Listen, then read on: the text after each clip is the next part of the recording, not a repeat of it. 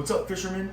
The best trout bait that I found for stocked lakes, and I'm going to show you. I'm going to show you how I do it, and then my rod setup. And this is all weeks and weeks of trying different things, and this came out to be number one by a lot. And I tried everything. I'm not a biologist, I'm not a scientist, I'm not even a professional fisherman. I'm just a guy who tried a bunch of stuff at the lake and had enormous success with this bait and this homemade concoction.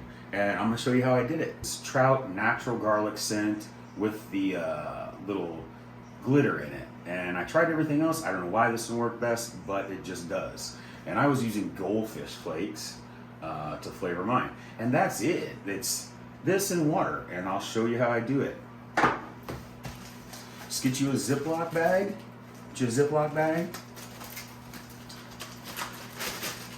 Throw your bait in there, like so.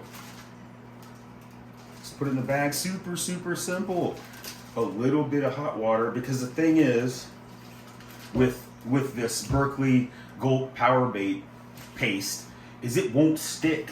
It won't, as in this form, it won't stick to your bait. So you have to make it like a paste or a gel almost. So there's the bait. Get that sucker open. Boop, boop, boop. Get you a big piece of it, because you're going to have to vary depending on the water. So you just mush them clumps all up in the water. And if you have to take little water out or put a little water in to get the desired texture, then that's just what you do. And I think I put a little too much water in, because I don't want to use all my paste. So I'm going to dump some of that out. It does take time to get the right consistency on this stuff. So then you got your goldfish food or tropical fish flakes. It didn't matter. In my case, I have both. So you throw those in as so.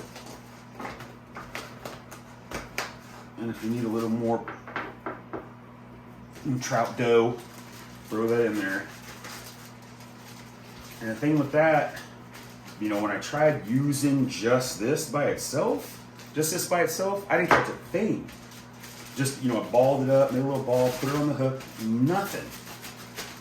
And it, if you do get a bite, I saw some other guys with some chartreuse stuff like that, you get a bite, that's gone. It's not staying on your hook. So you're gonna have to, rebait, redo everything to get fishing again. And with these things, as you'll see in the videos where I catch fish, they're just completely reusable. So you're just working this into a paste. It can be a little bit thinner, it can be a little bit thicker, but as you get it dialed in, it just becomes a paste. And when you take these mouse tails out, they'll have a coating of it, and they'll definitely have the scent. Because what I've found about these is they hold the scent amazingly well. So that's the bait, and that's how I do it. And over weeks of fishing, this is what worked best for the trout. All right, so you've got your bait. Now it comes to setup. And the reason I went with this specific setup is because the bottom of the lake where I'm at in Missouri here is very, very rocky, and all I did was get hung up trying to fish on the bottom. So what I did is very simple again. It's a number 8 mustad hook, and what you do is you just feed it down through the head of that mouse tail, and then just poke it out right like so. Use a couple split shots to keep that bait down, and that bait mostly floats, sometimes it doesn't, but either way, it always worked well. And then a fill bobber got the thill bobber there.